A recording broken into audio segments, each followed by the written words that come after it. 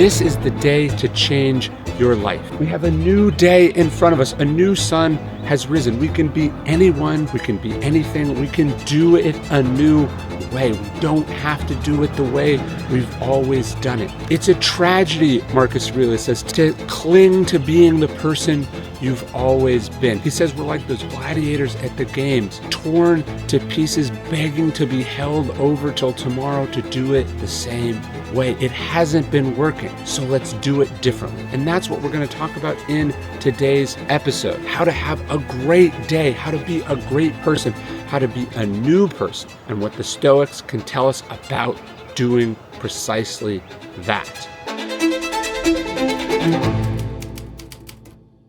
Nobody likes getting up early, not even Marcus Aurelius. In Meditations, he talks about trying to get up early, and he has this fantastic conversation with himself. He goes, but it's warmer under the covers. And he says, is that what you were put here to do? To huddle under the blankets and be warm? He says, but it's nicer here. He says, is that what you were meant for? To feel nice? He says, no, you have a nature, you have a job, you have obligations. He says, we're all put here for a purpose. We have a nature, we have a duty, and we have to go and we have to do that. And the morning is the best time to do stuff, to get stuff done. So that's why the Stoics tried to get up early. I say tried because they didn't always do it, and it wasn't always easy, and they didn't always like it. But they tried to do it anyway. Doing hard things is good for you. Cold plunges, long hikes, long runs, challenging yourself, pushing your limits. Seneca says we treat the body rigorously so that it's not disobedient to the mind. Doing the things you don't want to do, but that you're glad you did after. That's the skill that life demands more than any other skill. The ability to push yourself a little bit further, to hold on a little bit longer, to go a little bit further than you thought, to put up with a little bit more than you thought. That's what it's about. And so we find practices, we find places, we find experiences that allow us to practice that. They're also beautiful and enjoyable, but they allow us to build that muscle, the muscle that says, hey, I'm in charge. Hey, I push myself. Hey, I'm comfortable being uncomfortable. I'm comfortable being challenged. In fact, I like those challenges. I seek them out. I do hard things. Not just that I can do hard things, but I do hard things on a regular, consistent basis. That's what it's about.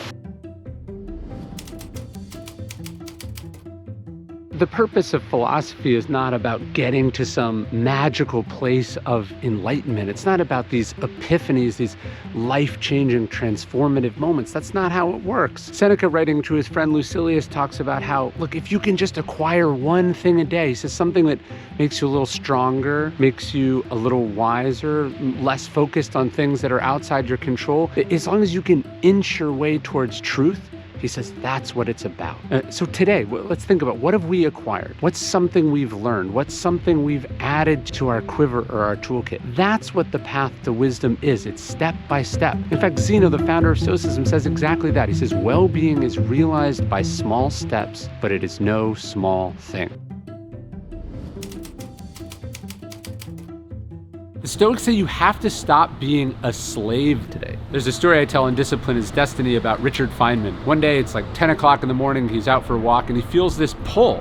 He wants to have a drink. And he never saw himself as an alcoholic, never had this problem with alcoholism, but he was deeply uncomfortable with this drive, this pull to do something that was coming from a part of him that he didn't control. And the Stoics say that's something you have to be really suspicious of. Seneca says slavery isn't just this legal status. He says everyone's a slave. He says someone's a slave to their mistress, somebody's a slave to money, someone's a slave to power and attention. And he said those people might be literally free, they might be powerful, they might be important, but they're not in control. In Discipline is Destiny, I also tell the story of Eisenhower. He's told by his doctor that his smoking habit, he'd smoke like 4 packs a day for 40 years. It was substantially hurting his health. He says, okay, and I love this. He says, I gave myself an order to stop smoking. And he stopped smoking cold turkey like that. It's going to be harder for some people, easier for some people, but the point is you got to give yourself that order. You have to say, who's in charge? This habit, this addiction, this vice that I have, this thing that I want,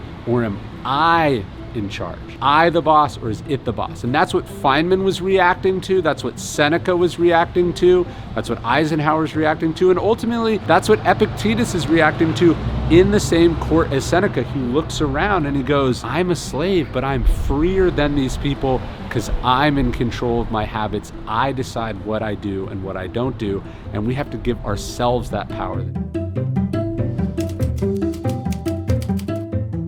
The best piece of advice that Lou Gehrig ever got came when he was a young minor league player. He was struggling, he was in the middle of a slump. He was losing his confidence, he was losing his passion in the game. The Yankees dispatched an old seasoned manager or coach up to see him in Connecticut, and they said, look, the most important thing a baseball player can understand, Lou, is that you can't be good every day, right? What matters is that you show up. What matters is that you try your best, but you're not always going to be at your best. And when you think about his streak, there's obviously a lot of terrible games in there, a lot of games where he was physically present, but the level of performance wasn't there. You learn this as a writer. What matters is you show up. If you're sitting around waiting for inspiration, if you're expecting every day to be productive and perfect, you're going to be terribly disappointed. That's why there's this writing rule, just a couple crappy pages a day. It's that there's a minimum and that there's a day, that you do it every day, that you meet this minimum. You're not expecting the maximum of yourself. You're expecting at the very least that you meet the minimum. Now, sometimes you totally exceed the maximum. Sometimes you really are feeling it. Sometimes it's amazing. But what matters is that you show up. What matters is you do it. What matters is you keep the commitment. This is my dog, Oreo. My wife and I found her on the side of the road a little over a year ago near a ranch in Texas. Somebody had dumped this dog and her sister. They were puppies. They were covered in fleas. They were horribly malnourished. And now she is about the spoilest dog in the entire world. If you have a dog, you know you'll give your dog basically anything. And that's where today's sponsor comes in. This is Sunday for Dogs, human-grade food for your dog. She does not realize how spoiled she is, that she was to the side of the road not that long ago, and now she is human-grade dog food. All the food's air-dried to lock in the flavor, USDA-grade beef in there, then a bunch of other awesome ingredients, pumpkin, ginger, chicory rates, blueberries, kale, spinach. There's fish oil, sunflower oil in here. Bunch of stuff for their skin, their coat, joint health. Start serving your dog the 100% superfood and real meat food they deserve. You get 50% off on your first order. Sundaysfordogs.com/Stoic50, or you can use the code Stoic50 at checkout. I'm not saying it'll solve all your problems, just most of them. I'm not saying it's the most philosophical thing you can do today. I'm just saying it's something that all the philosophers try to do every day. Look, what I am saying is that you should go for a walk. It'll make everything better. It always does. It relaxes you, it calms you down, it gets you outside, it gets you moving. It both slows the mind down and gets it moving. Seneca, the Stoic philosopher, said that we should take wandering walks. He said so the mind might be nourished and refreshed by the open air and deep breathing. Nietzsche actually said that only ideas had by walking have any worth. So why aren't you doing it? Why are you sitting there? Why are you watching this on the couch or at your desk? You need to get moving. You need to get outside. So in my office, I have two pictures of my kids. And in between those pictures, I have this other picture that a sports psychologist once sent me. It depicts Oliver Sacks in his office, the great doctor and writer. Sacks just had in his office, right behind him, a giant sign that said no. So it's capturing this great writer, this great thinker in his element, and a reminder that he needed while he was in there that he has to say no. It's so easy to say yes, but we have to remember that everything we say yes to is a no. It's saying no to someone or something else. And I try to remind myself that when I get random emails, when I get cool invitations, when I find myself getting distracted or whatever it is, when I'm saying yes to that because I don't want to be rude, because I don't have enough willpower, because I think I can squeeze it in, I'm saying no to the two most important people in my life.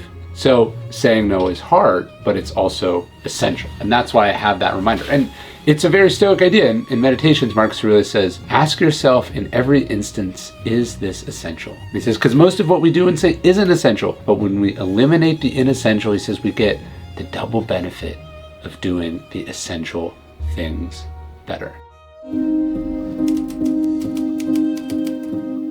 Bill Belichick, greatest football coach in history, tells his players, do your job. Look, fellas, it's just about doing our job. Marcus Aurelius asks himself that same question in Meditations. He says, what is my vocation? It says to be a good person. That's the job. At the end of the day, to be a good person, to do good things, to make a positive difference in the world for yourself and the people around you.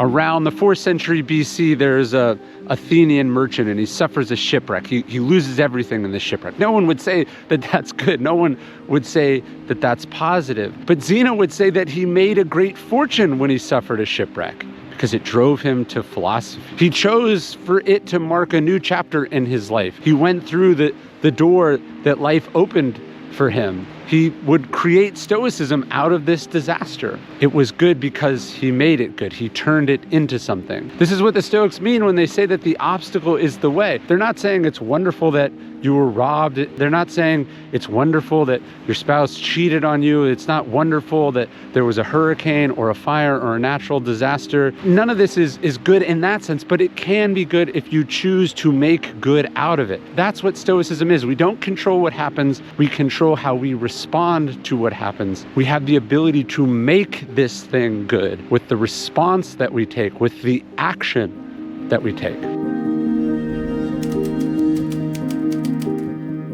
Concentrate like a Roman, Marcus Aurelius says. Concentrate on doing the thing in front of you as if it was the last thing you were doing in your life. I think about that pretty often. It's not that you're gonna die tomorrow for sure, but that it could be the last time you send this email. It could be the last time you have this conversation. It could be the last time that I sit down to write or that I sit down to make a video. So am I gonna be fully present? Am I gonna concentrate? Am I gonna do my job? Am I gonna meet the standards of my people, of my profession, of my family, whatever it is? Am I gonna concentrate like a Roman? Am I gonna do it like this thing matters? Like I might not get another opportunity to do it.